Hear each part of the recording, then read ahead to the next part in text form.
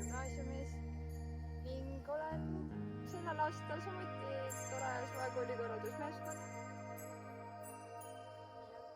Ja mulle väga meeldib päikeseloengud ja tekitab minus sellise rahu ja päikeseloenguid vaadates ma tunnen ennast nii mõnusalt, nii rahulolevalt, et kuidagi nii mõnus on olla, et ma vaatan, ma võin nutta, võin naerda, ma võin ükskõik meie maailm, meie taevas, meie päike suudavad sellist maagiat luua.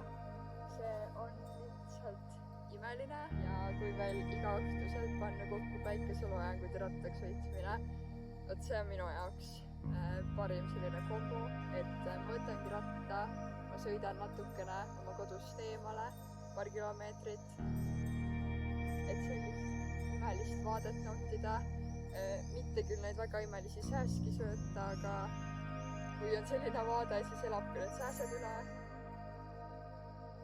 Mina olen sellel aastal tore suvekoolis pesapea. Olid need kõige suuremad mõtted, et ma ei saa hakkama, ma ei julge, ma kardan, ma ei ole selleks valmis, kõik sellised mõtted on ju. Aga teisalt nagu saan imelised inimesed, kõik on torekad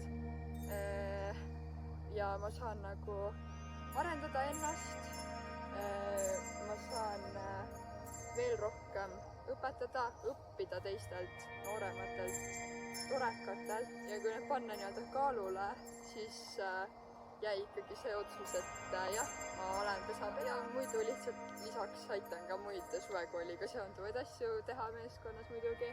Kohtume siis suvekoolis ja ilusat suve!